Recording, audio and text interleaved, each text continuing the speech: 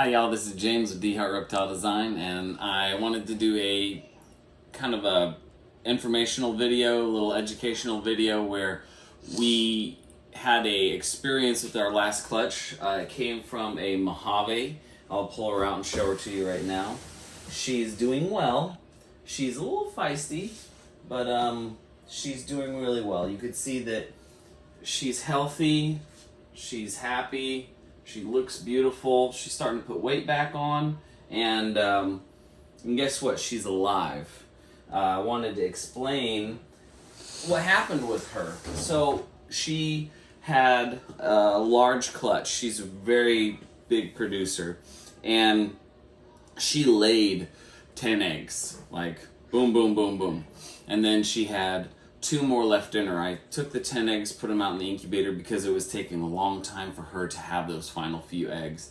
I came back about 6 to 10 hours later, found another egg. I'm like, hey, great, I'll put it in the incubator. But I still noticed she had 1 left in her. And I've seen a lot of videos, I've done a lot of research, and there's one thing I've noticed on every single video where somebody tries to palpate an egg out of a ball python is the ball python always ends up folding that oviduct, and that ball python ends up dying. So I went with another route that I did research that said that it's best just to let them be, and I found that to be true. She was right back on food a week later. She was drinking and she was acting almost normal with a egg still in her. She actually palpated that egg out herself about a few months later, right around the time that the baby started hatching. We got 9 good eggs out of her. We got 10 good eggs out of her, but 1 egg ended up being the baby. We did an egg cutting video on it, and I just decided to scratch the video, but the baby ended up being kinked. Now, kinking happens sometimes with genetics. You know, you have super black pastel, super cinnamon, all these other genetics that will contribute to kinking, and sometimes it's just the luck of the draw. You're gonna get a kinked up baby. The baby was unable to come out of its egg and ended up dying in its egg. I buried it in the backyard.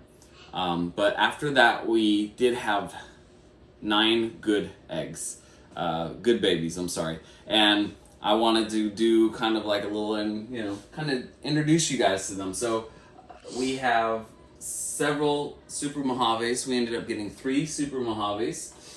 Some of the Super Mojaves, this one, I'll show you guys the difference between our Super Mojaves. This one is more gray head, more gray dorsaling. I believe this is our Super Mojave GHI out of our clutch. This one is just a straight regular bell. You could tell very few gray on her head, like a little to no gray on her dorsal. Boy, this guy just decided to lunge. This one is definitely very pretty, but I will say it's very hard not to hold back these and try to go for a bamboo Mojave GHI, which if you look it up is a pretty stunning animal. I don't know if I'll be holding her back, but we'll see. Anyway, just wanted to give a little bit of information on those guys. So we ended up holding back a Super Mojave GHI from last year, and this is what she looks like. She is just incredible. She's only a year old, but you can see how that gray ends up turning into this milk color, this very cream color on the dorsal, and she is most certainly a Super Mojave GHI. We will be breeding her to our bamboo, I'm hoping next year, but like I said, you guys know I don't breed my animals until they're right with the age and weight that they need to be. But I have a feeling, just because of how big she is, she's only a year old, she'll be ready by this time next year. Rolling on, we got a GHI out of it. Last year we had a lot of GHIs, low pattern. This year we ended up having a really nice high pattern, very dark contrast GHI. I love this one. This one's just gorgeous.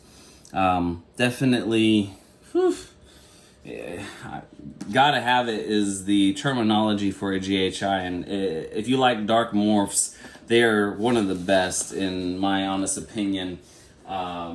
It's I noticed that with banana, the darker you take a banana, the better it looks because those lavenders just come out even more striking. That's why cinnamon bananas and black pastel bananas look so wonderful. It's kind of something that I like. We have several normals. Do I have to pull those out? No, you guys know what a normal looks like. We have the Mojaves. So I wanted to show you guys a Mojave. She produces some really beautiful Mojaves. But I also wanted to kind of give you, these Mojaves are just gorgeous. So typical, keyholes along the side here. Really good contrast. You have dark on the top and it fades to the belly. They're really gorgeous. I wanted to show you though what a...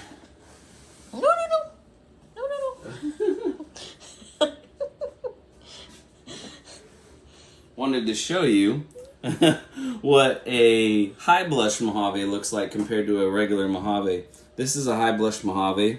You could tell the color is more of the color of a blush. You also get more, he is just fired up. You can see striking at me like crazy. But you also get more hooking. You can see the hooks in the dorsal.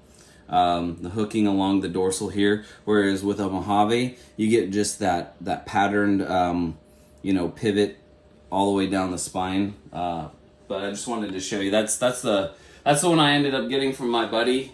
He traded me for this one, and I'm pretty satisfied with her. I'm really anxious to get into the High Blush project.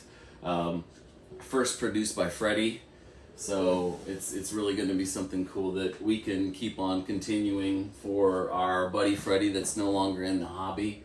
Some people they decide not to do it. Anyway, so that's the clutch update. That's a little bit of a backstory, information for you guys. If you ever get into breeding or just really have somebody with a question, don't palpate those eggs out. Don't do it yourself. I've seen breeders where they're like pinching that egg all the way out, thinking they're saving the snake's life.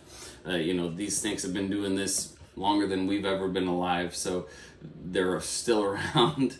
They're just fine. Just don't be greedy with those eggs. It's really not worth risking the livelihood of your loved one there. Applejack's been with us for 3 years now. She is part of the family.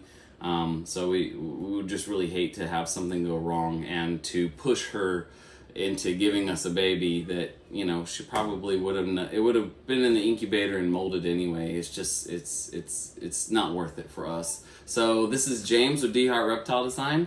Thank you for tuning in. Please like and subscribe, and I will see you around. Thank you.